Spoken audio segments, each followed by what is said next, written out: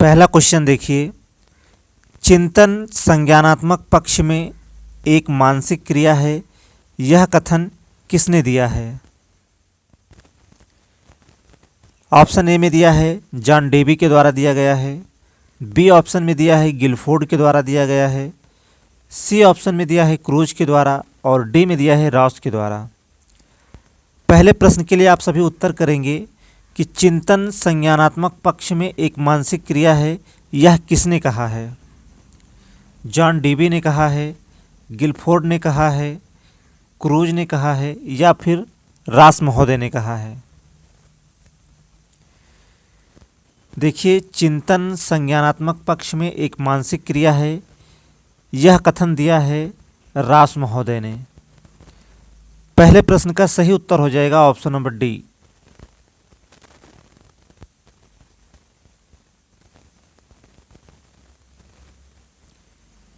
दूसरे प्रश्न पर चलेंगे। चलिए, यह भी एक महत्वपूर्ण परिभाषा है।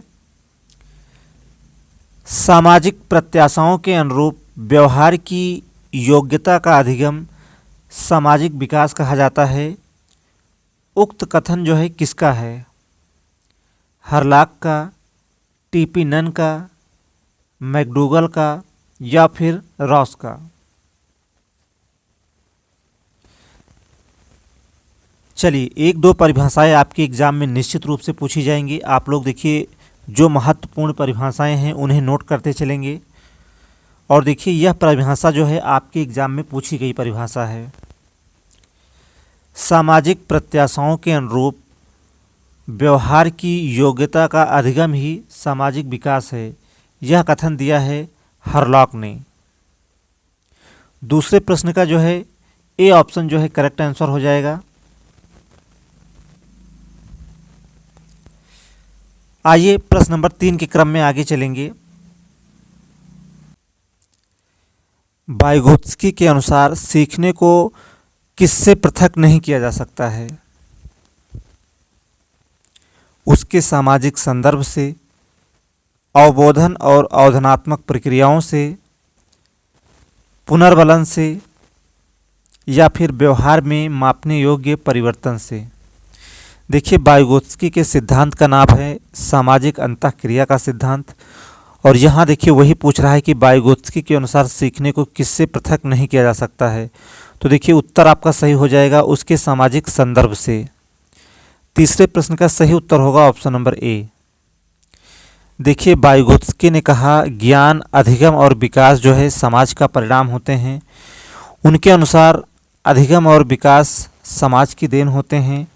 उन्होंने कहा कि अधिगम का निर्माण, उत्पत्ति सब समाज में होती है।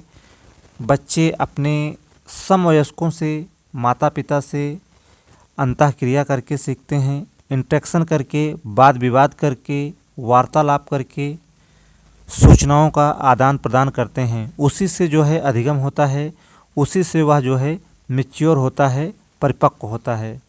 सही उत्तर होगा ऑप्शन नंबर ए। चलिए अगले क्वेश्चन पर चलेंगे।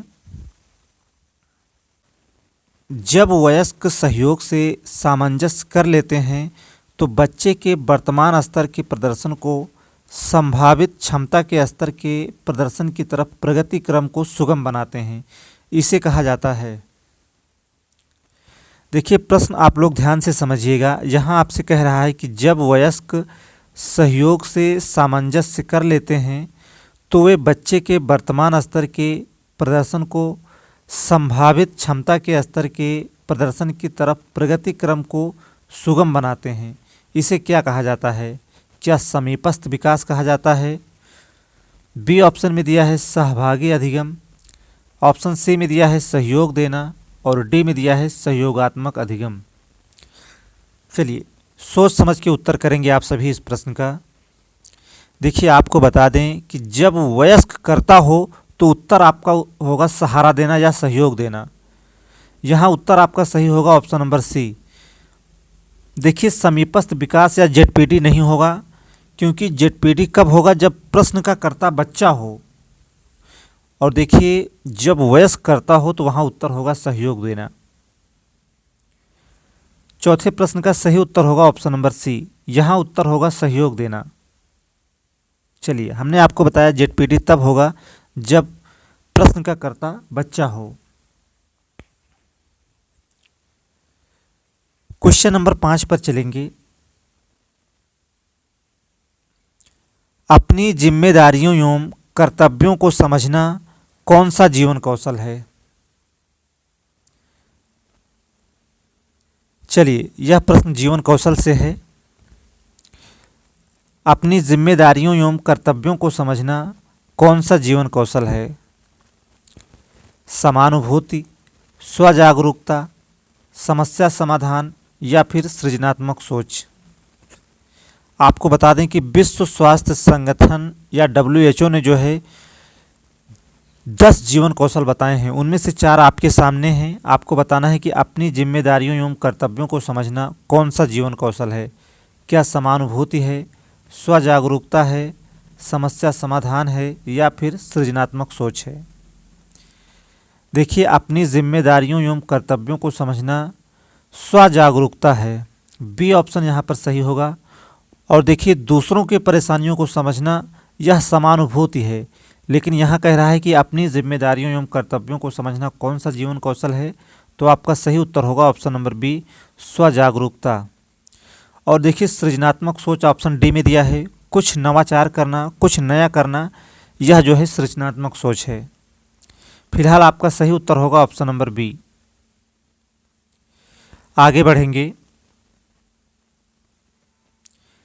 जीवन कौशल व्यवहार परिवर्तन या विकासशील व्यवहार का नजरिया है जिसका उद्देश्य जीवन के 3 क्षेत्रों ज्ञान, दृष्टिकोण एवं कौशलों के बीच संतुलन करना है। यह महत्वपूर्ण परिभाषा जो है किसने दी है? चलिए, परिभाषाओं से आपके एग्जाम में प्रश्न बनने हैं। 2 से 3 प्रश्न निश्चित ही आपकी परीक्षा में पूछे जाएंगे, चाहे वह यूपी टेट की परीक्षा हो या फिर सुपर टेट का एग्जाम हो। चलिए, महत्वपूर्ण परिभाषा है, इसे आप नोट भी कर लेंगे। जीवन कौशल व्यवहार परिवर्तन या विकासशील व्यवहार का नजरिया है जिसका उद्देश्य जीवन के 3 क्षेत्रों ज्ञान, दृष्टिकोण एवं कौशलों के बीच संतुलन करना है। यह महत्वपूर्ण परिभाषा दी है यूनिसेफ ने। प्रश्न नंबर 6 का जो है सही उत्तर होगा ऑप्शन नंबर बी। चलिए, आगे चलेंगे। व्यक्तित्व का मूल्य आधारित विभाजन किसने प्रस्तुत किया है? ऑप्शन ए में दिया है क्रेचमर ने, ऑप्शन बी में दिया है सेल्डन ने, सी ऑप्शन में दिया है स्प्रेंजर ने और डी में दिया है हिप्पोक्रेट्स ने। चलिए, यह प्रश्न जो है आपके सुपर टेट में एक सिलेबस है प्रजातांत्रिक एवं मानवीय मूल्य, वहाँ से इस प्रश्न को लिया गया है। चलिए, आप सभी उत्तर करेंगे कि व्यक्तित्व का मूल्य आधारित विभाजन किसने प्रस्तुत किया है? क्या क्रेचमर ने, सेल्डन ने, स्प्रेंजर ने या फिर हिप्पोक्रेट्स ने? देखिए, मूल्य आधारित विभाजन दिया है स्प्रेंजर ने। उन्होंने 6 प्रकार बताए हैं मूल्य के। सही उत्तर होगा ऑप्शन नंबर सी। और देखिए, वो 6 प्रकार कौन हैं? तो पहला देखिए कलात्मक मूल्य है, दूसरा सैद्धांतिक मूल्य है, तीसरा राजनीतिक मूल्य है, चौथा आर्थिक मूल्य है, पांचवा धार्मिक मूल्य है और छठा है सामाजिक मूल्य। ये 6 प्रकार बताए हैं स्प्रेंजर ने। प्रश्न नंबर 7 का सही उत्तर होगा ऑप्शन नंबर सी।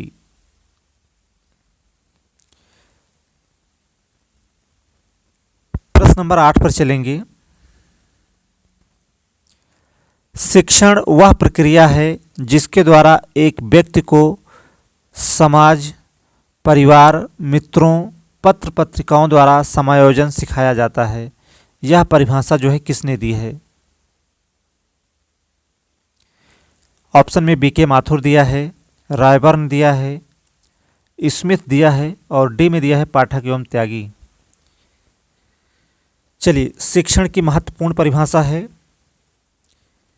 चलिए, शिक्षण से भी प्रश्नों को देखिए यहाँ पर लिया गया है, आप सभी उत्तर करेंगे।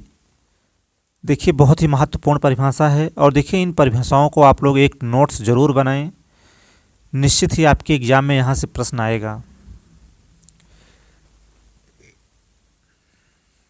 देखिए, शिक्षण वह प्रक्रिया है जिसके द्वारा एक व्यक्ति को समाज, परिवार, मित्रों, पत्र पत्रिकाओं द्वारा समायोजन सिखाया जाता है। यह महत्वपूर्ण परिभाषा दी है पाठक एवं त्यागी ने। चलिए, डी ऑप्शन जो है यहाँ पर सही होगा। 9वें क्वेश्चन पर चलेंगे। आइए देखते हैं 9वां क्वेश्चन क्या पूछ रहा है। एनसीईआरटी ने कुल कितने मूल्य माने हैं? चलिए, उत्तर करेंगे आप सभी।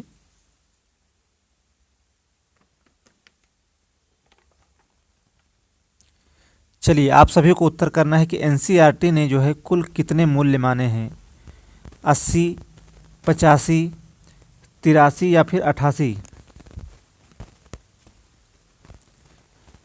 चलिए, आपके जीवन कौशल में, आपके सुपर टेट के सिलेबस में जीवन कौशल एक महत्वपूर्ण भाग है और उसमें देखिए संवैधानिक और मानवीय मूल्य दिया है। वहाँ से इस प्रश्न को जो है पिकअप किया गया है। चलिए, एनसीईआरटी ने कुल कितने मूल्य माने हैं, तो आपका सही उत्तर हो जाएगा ऑप्शन नंबर सी। एनसीईआरटी ने कुल 83 मूल्य माने हैं।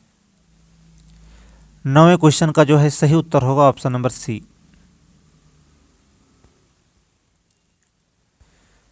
आइए प्रश्न नंबर 10 पर चलेंगे। प्रायोगिक अधिगम का सिद्धांत किसकी देन है? प्रायोगिक अधिगम का सिद्धांत जो है किसकी देन है? मैस्लो की, पियाजे की, कार्ल रोजर्स की या फिर आशुबेल की?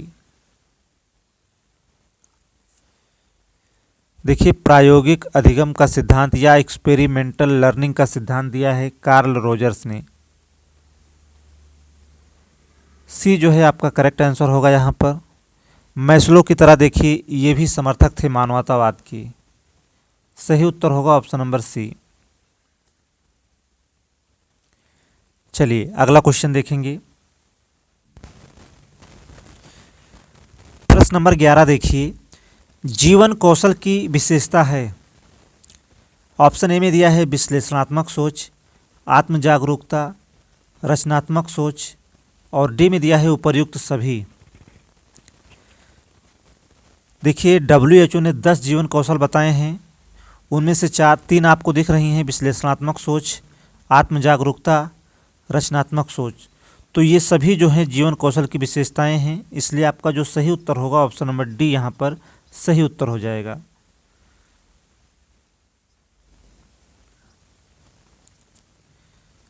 चलिए, अगला क्वेश्चन देखेंगे।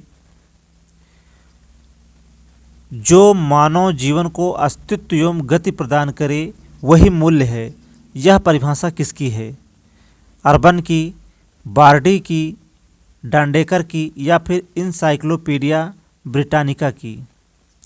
देखिए, पिछली बार 69,000 शिक्षक भर्ती में यहाँ से प्रश्न बना था कि जो मानव इच्छाओं की तुष्टि करे यह परिभाषा किसकी है, तो वहाँ उत्तर था अर्बन।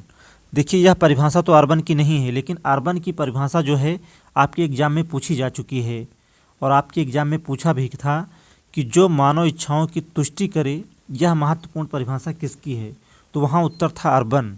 और यहाँ आपसे पूछ रहा है कि जो मानव जीवन को अस्तित्व एवं गति प्रदान करे वही मूल्य है, यह महत्वपूर्ण परिभाषा जो है किसकी है?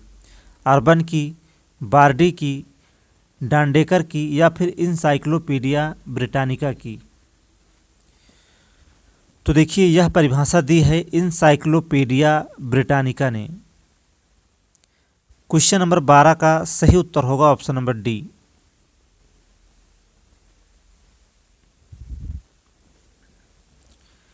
अगले सवाल पर चलेंगे। प्रतिभाशाली बालक उन 1% बच्चों को कहते हैं जो अन्य बच्चों से ज़्यादा बुद्धिमान होते हैं। यह परिभाषा जो है किसकी है? क्रो एंड क्रो की, टर्मन की, स्किनर की या फिर होबिंगहर्स्ट की? चलिए, उत्तर करेंगे आप सभी। प्रतिभाशाली बालक उन 1% बच्चों को कहते हैं जो अन्य बच्चों से ज़्यादा बुद्धिमान होते हैं। यह परिभाषा किसकी है? क्रो एंड क्रो की, टर्मन की, स्किनर की या फिर होबिंगहर्स्ट की? देखिए, यह परिभाषा क्रो एंड क्रो की नहीं है, टर्मन ने भी यह परिभाषा नहीं दी है और होबिंगहर्स्ट ने यह भी परिभाषा नहीं दी है। तो देखिए, प्रतिभाशाली बालक उन 1% बच्चों को कहते हैं जो अन्य बच्चों से ज़्यादा बुद्धिमान होते हैं। यह परिभाषा है स्किनर की। सही उत्तर होगा ऑप्शन नंबर सी। चलिए आगे बढ़ेंगे। नवोदय विद्यालयों का सुझाव किसने दिया? क्वेश्चन नंबर 14 के लिए आप सभी उत्तर करेंगे। नवोदय विद्यालयों का सुझाव किसने दिया? कोठारी आयोग ने, मुदालियर आयोग ने, 1986 की नीति ने या फिर 1992 की संशोधित नीति ने? देखिए, आपका डायट हो गया, नवोदय हो गया, ओबीबी हो गया। इन सभी की स्थापना जो है 1986 की शिक्षा नीति से हुई है। इसलिए जो आपका सही उत्तर होगा वह उत्तर सही होगा option number C.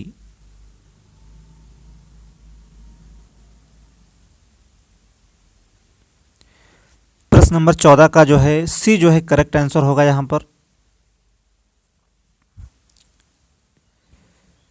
Question number 15 देखिए। भारत में सहायता अनुदान राशि की व्यवस्था जो आज विद्यालयों में दिखती है, यह किस आयोग की देन है? वुड घोषणा पत्र की, हंटर आयोग की, मुदालियर आयोग की या फिर मैकाले का विवरण पत्र? चलिए आप लोग प्रश्न को ध्यान से समझिएगा। यहाँ आपसे पूछ रहा है कि भारत में सहायता अनुदान राशि की व्यवस्था जो आज विद्यालयों में दिखती है, यह किस आयोग की देन है?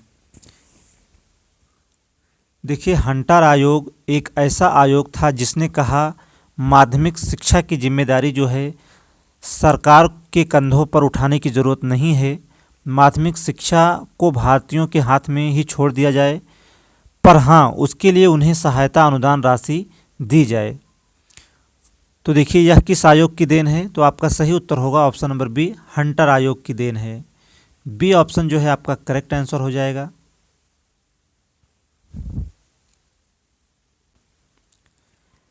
श्रीरामपुर त्रिमूर्त में कौन कौन आता है? कैरी, बार्ड, मार्समैन या फिर उपर्युक्त सभी? देखिए, ये तीनों इतने धूर्त थे कि हिंदुओं को ईसाई धर्म में बदलना चाहते थे। बंगाल में एक जगह है श्रीरामपुर, ये तीनों वहीं काम करते थे। आपका सही उत्तर होगा ऑप्शन नंबर डी।